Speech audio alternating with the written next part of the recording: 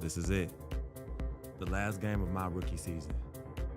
Kind of hard to believe. These 82 games have gone by in a blur. I know we're on the outside looking in when it comes to playoffs, but that doesn't mean I can't go out and give it everything I have one last time. So here goes nothing.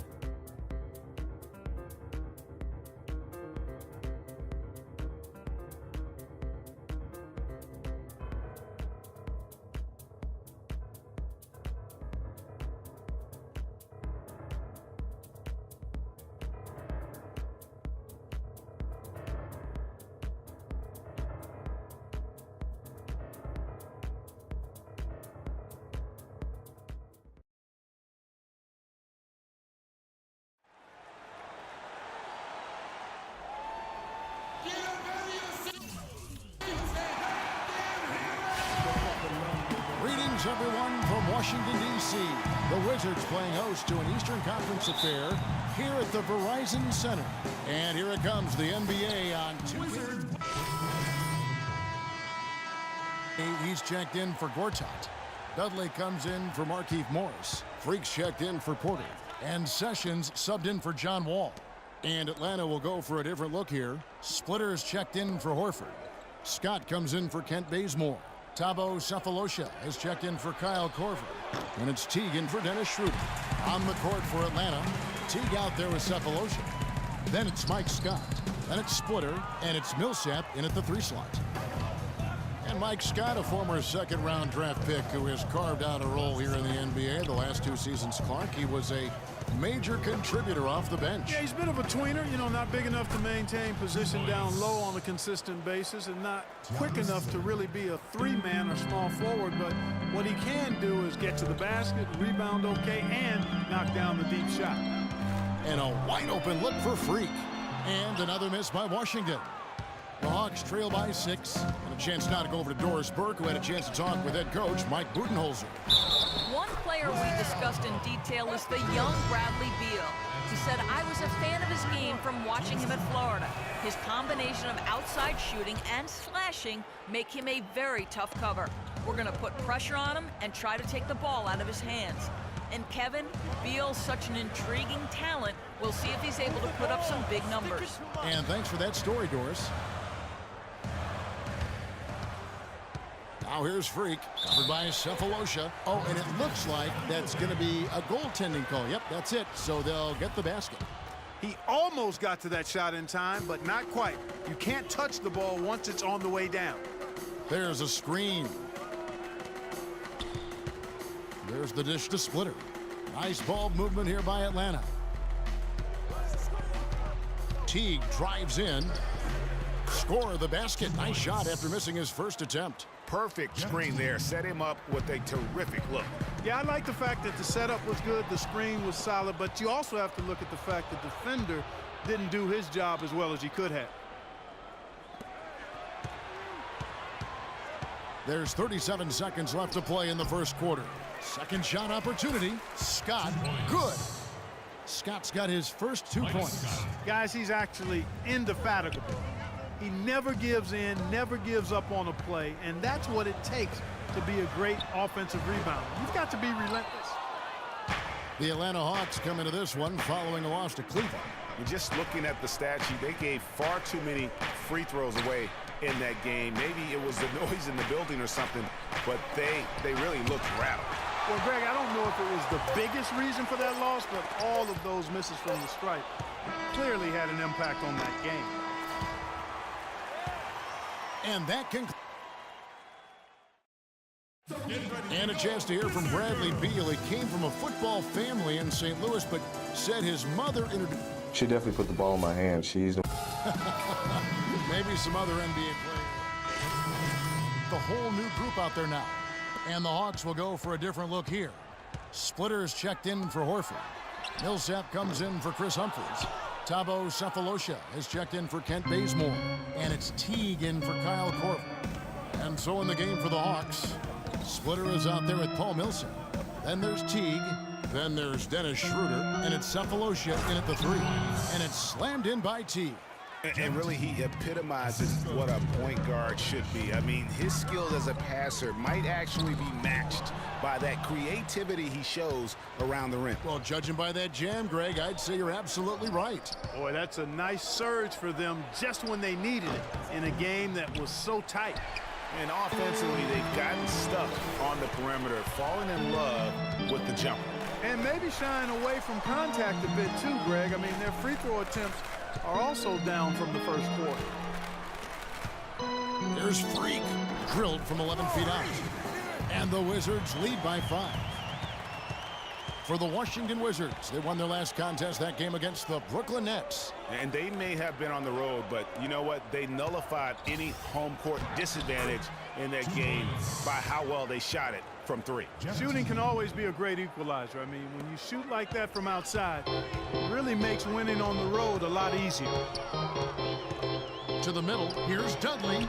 Well-timed pass, and he goes straight to the bucket for the layup.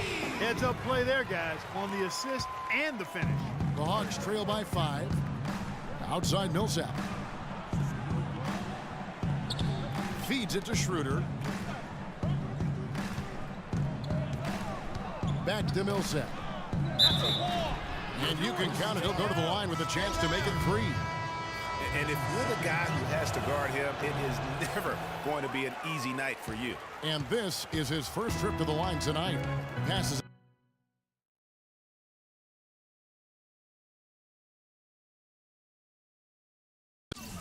it to beat.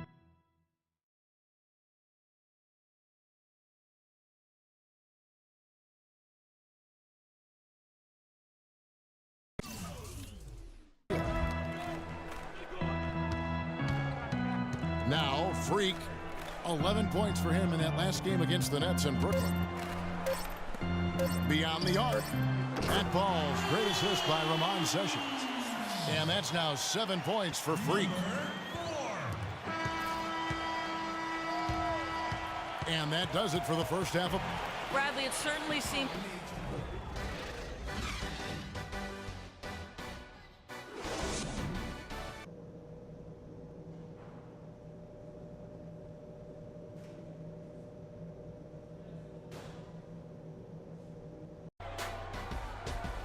And now the start of the second half. Neither side jumping out ahead. The new group getting ready to come in for Washington. Nene, he's checked in for Markieff Morris. Dudley comes in for Porter. Freaks checked in for Beal. And Sessions subbed in for John Wall. And the Hawks will go for a different look here. Splitters checked in for Horford. Scott comes in for Paul Millsap. Thabo Sefolosha has checked in for Kent Bazemore. And it's Teague in for Kyle Korver. Nene and Gortat team up in the paint. Sessions out there with Freak, and it's Dudley in at the 3 spot.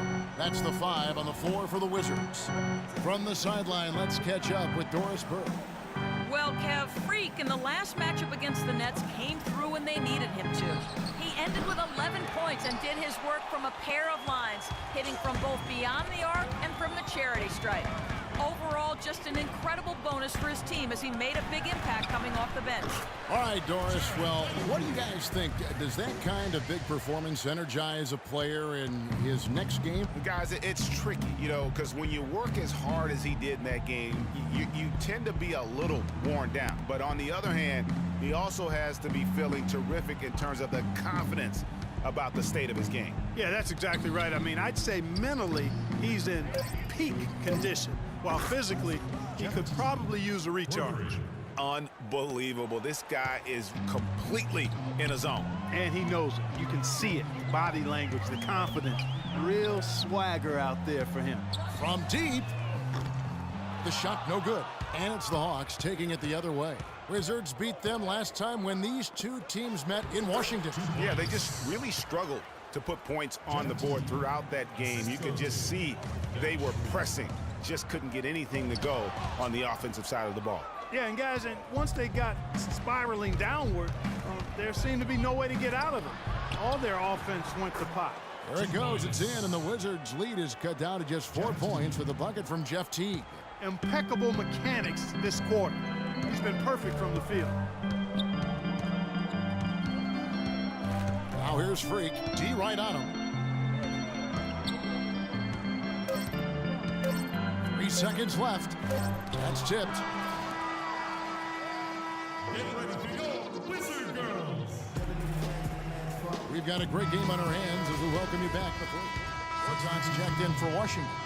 Freak comes in for John Wall. Then for the Hawks, Splitter's checked in for Horford. Mike Scott comes in for Kent Bazemore. And Thabo Sefolosha subbed in for Kyle Korver. On the court for Atlanta, Paul Millsap out there with Scott. Then there's Teague, and it's Thabo Sefolosha. And it's Splitter in at the pivot spot, manning the middle. I mean, that's a tough break for the D. I mean, he took the hit and drew the whistle. Yeah, but he was late to get there, Greg, so the referee couldn't give him a free pass on that one. Here's what Atlanta's going with right now. Al Horford is checked in for Splitter. Ken Bazemore comes in for Mike Scott. And it's Korver in for Thabo Sefolosha. And how's that for some ups coming from that one? Well, he is a rarity among NBA point guards in his ability to elevate.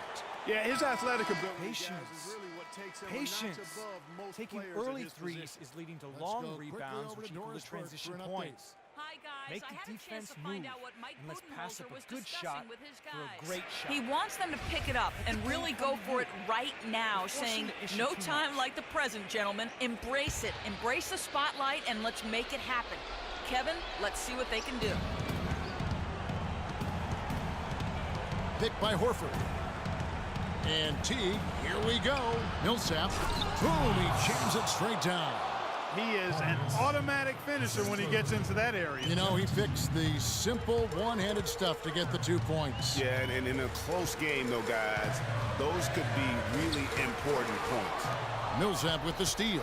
Now here comes Teague, leading the break. And you know what? He's just not on his game, no doubt about it. Their deficit isn't totally on him, but he has not been an asset for his team. Freak dishes to Porter. Rebounded by Korver.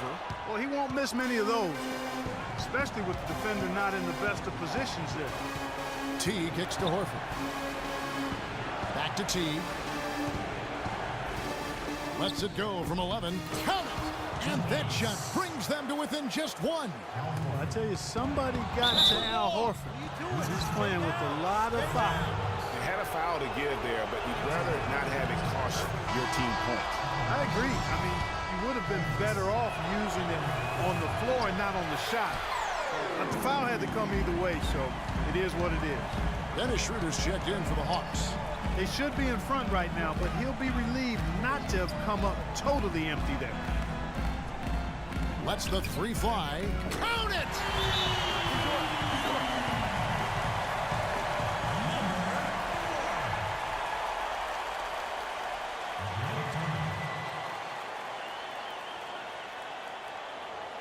Okay, guys, we are up, but the game is far from over. Stand the lead. He's going out there. 8 seconds left to play in the final quarter. At the elbow, Horford. Here's Schroeder. Oh, he had a chance there to send it to overtime, but they come up empty-handed. And so it's Washington who's straight by with the win.